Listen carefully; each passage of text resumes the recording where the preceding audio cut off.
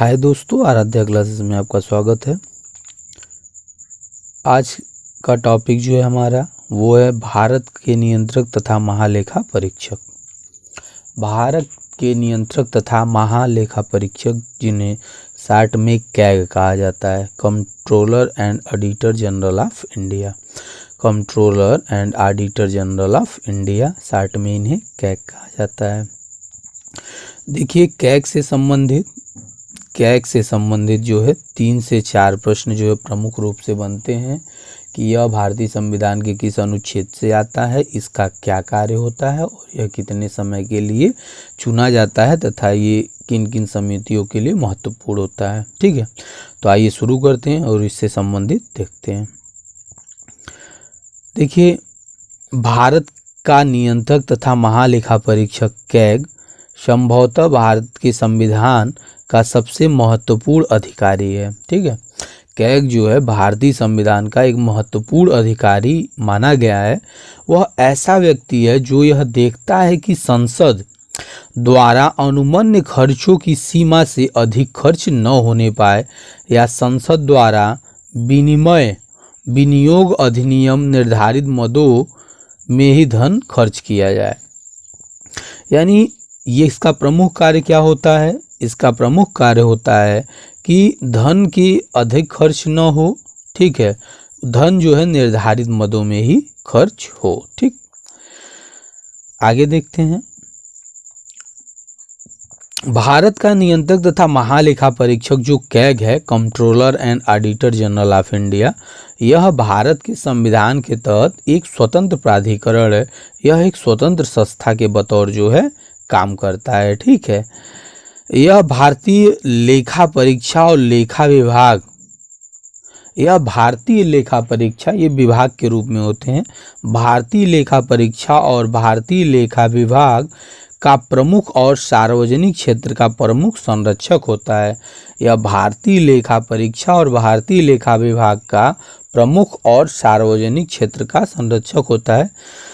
इसमें प्रश्न आपसे पूछा जा सकता है कि भारतीय लेखा परीक्षा और भारतीय लेखा विभाग का प्रमुख संरक्षक के बतौर कौन कार्य करता है, तो वहां आपका उत्तर होना चाहिए कैग होना चाहिए। ठीक है, इस संस्था के माध्यम से संसद और राज्य विधानसभाओं के लिए, यानी कैग की जो संस्था है उसके माध्यम से यह जो है संसद और राज्य के विधानसभाओं के लिए सरकार और अन्य सार्वजनिक प्राधिकरणों की जवाबदेही की सुनिश्चित की जाती है। यह जनसाधारण को दी जाती है। ठीक है, इसके माध्यम से जो है संसद, राज्य विधानसभाओं के लिए और अन्य सार्वजनिक प्राधिकरणों के लिए, ठीक है, जवाबदेही सुनिश्चित की जाती है और जो जवाबदेही जनसाधारण को दी जाती है। ठीक, इसके कुछ हम संवैधानिक प्रावधान को देखेंगे कि ये संविधान में इसके लिए क्या प्रावधान है, कैसे है। ठीक है, तो इसको हम देखते हैं। अनुच्छेद 148 के तहत कैग की नियुक्ति की जाती है। अनुच्छेद 148 के तहत जो है कैग की नियुक्ति की जाती है। आपसे पूछा जाएगा कि भारतीय संविधान में किस अनुच्छेद के तहत भारत के नियंत्रक तथा महालेखा परीक्षक को रखा गया है, तो अनुच्छेद 148 के तहत। अनुच्छेद 149 भारत के नियंत्रक तथा महालेखा परीक्षक के कर्तव्यों और शक्तियों को बताता है। आपसे पूछेगा कि भारतीय संविधान के कैग को भारत के नियंत्रक तथा महालेखा परीक्षक के कर्तव्यों को कौन सा अनुच्छेद बताता है, तो यह अनुच्छेद है आपका 149। ठीक है, अनुच्छेद 150 के तहत संघ और राज्यों के खातों का विवरण राष्ट्रपति के अनुसार रखना होता है। किसकी सलाह पर? कैग की सलाह पर।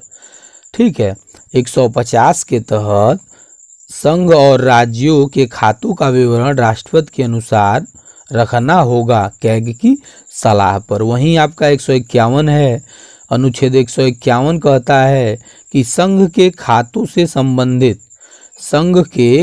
से संबंधित कैग की रिपोर्ट राष्ट्रपति को सौंपी जाएगी, जो संसद के प्रत्येक सदन पर रखी जाएगी, जो संसद के प्रत्येक सदन पर रखी जाएगी। ठीक है, आगे देखते हैं। अनुच्छेद 279 शुद्ध आय की गणना कैग द्वारा प्रमाणित की जाती है। यानी शुद्ध आय की गणना जो होती है, यानी भारत सरकार जो भी जहाँ से जिस तरह से भी पैसे पाई होती है, उसके शुद्ध आय की गणना को जो है कैग द्वारा प्रमाणित किया जाता है और यही प्रमाण अंतिम रिपोर्ट माना जाता है। ठीक है, भारत की जो आपकी अगला पॉइंट है, भारत की जो आपकी तीसरी अनुसूची है, तो तीसरी अनुसूची भारत के संविधान की तीसरी अनुसूची की धारा 4, भारतीय संविधान की जो तीसरी अनुसूची है उसके धारा 4 के द्वारा जो है भारत के कैग और सर्वोच्च न्यायालय के न्यायाधीशों द्वारा पदभार ग्रहण के समय ली जाने वाली शपथ का प्रावधान करती है। ठीक है, यानी जो कैग की नियुक्ति होगी उस समय जो शपथ का प्रावधान होगा वह तीसरी अनुसूची के धारा 6 के तहत होगा। ठीक है, आगे इसमें है, छठी अनुसूची के अनुसार जिला परिषद और क्षेत्रीय परिषद के खातों, ध्यान दीजिएगा ये बहुत ही महत्वपूर्ण है, ये बहुत ही महत्वपूर्ण पॉइंट है। छठी अनुसूची के अनुसार जिला परिषद या क्षेत्रीय परिषद के खातों को राष्ट्रपति और कैग द्वारा अनुमोदित प्रारूप के रूप में रखना चाहिए। ठीक है, इन निकायों के खाते का लेखा जोखा इस तरह से करना होगा जिस प्रकार कैग उचित समझता है, यानी कैग के अनुसार ही इन खातों का जो है लेखा जोखा रखा जाएगा। ऐसे खातों से संबंधित रिपोर्ट राज्यपाल को सौंपी जाएगी, जो विधानमंडल के समक्ष रखी जाती है। ठीक है, आगे देखते हैं। कैग का जो कार्यकाल होता है वो 6 वर्ष या 65 वर्ष का होता है। अधिकतम या 6 वर्ष रह सकता है या 65 वर्ष रह सकता है। मान लीजिए कोई व्यक्ति जो है कैग पे आया और वो 62 वर्ष उसकी उम्र है, तो वो 3 साल ही रहेगा, यानी इसको 6 साल की ज़रूरत नहीं है, या 65 साल का हो जाएगा। ठीक है, तो 6 साल या 65 साल इसमें से जो पहले आ जाए उस प्रकार से उसे हटा दिया जाएगा। ठीक, कैग को राष्ट्रपति द्वारा केवल संविधान में दर्ज प्रक्रिया के अनुसार हटाया जा सकता है। यानी CAG controller and auditor general of India को हटाने के लिए संविधान में जो प्रावधान है उसी के तहत हटाया जा सकता है। और वो प्रावधान है क्या? वो प्रावधान सर्वोच्च न्यायालय के जो मुख्य न्यायाधीश को हटाने का प्रावधान है, सर्वोच्च न्यायालय के मुख्य न्यायाधीश को हटाने का जो प्रावधान है, उसी प्रावधान के आधार पर हम कैग को हटाएंगे। ठीक है, कैग जो है जब एक बार सेवानिवृत्त होने या इस्तीफा देने के बाद वह भारत सरकार के अधीन किसी भी कार्यालय का पदभार नहीं ले सकता है। कैग जो है सेवानिवृत्त होने के बाद या इस्तीफा देने के बाद भारत सरकार या किसी भी राज्य सरकार के अधीन पदभार नहीं ले सकता है। यह आपका महत्वपूर्ण बिंदु है, यह आपका महत्वपूर्ण बिंदु है। ठीक है, आगे देखते हैं। इसमें कैग भारत की संचित निधि और प्रत्येक राज्य केंद्र शासित प्रदेश जिसकी विधानसभा होती है, संचित निधि से संबंधित खातों के सभी प्रकार के परीक्षणों को कर सकता है।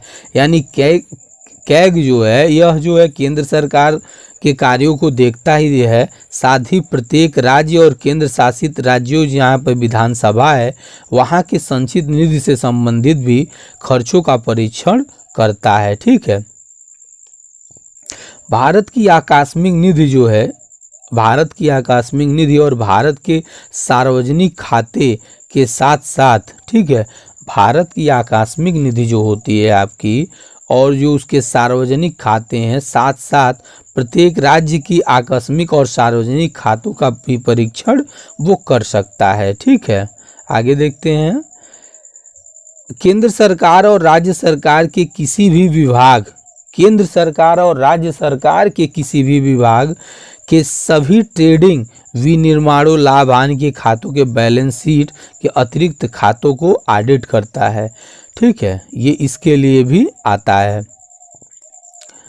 राष्ट्रपति या राज्यपाल द्वारा अनुशंसित किए जाने पर किसी अन्य प्राधिकरण या खातों को ऑडिट कर सकता है। ठीक है, अगर राज्यपाल या राष्ट्रपति किसी अन्य विशेष प्रकार के स्थानीय निकाय के कोई स्थानीय निकाय उसके खातों को की जिम्मेदारी अगर कैग को सौंपता है तो उसके लिए भी यह क्या होता है, महत्वपूर्ण होता है और अपने कार्यों का निर्वहन करता है। ठीक है, केंद्र और राज्यों के खाते जिस प्रारूप में रखे जाएंगे उसके संबंध में राष्ट्रपति को सलाह देने का कार्य करता है। यह राष्ट्रपति को सलाह देता है कि केंद्र और राज्य से संबंधित खाते किस रूप में रखे जाएंगे। ठीक है, केंद्र के खातों से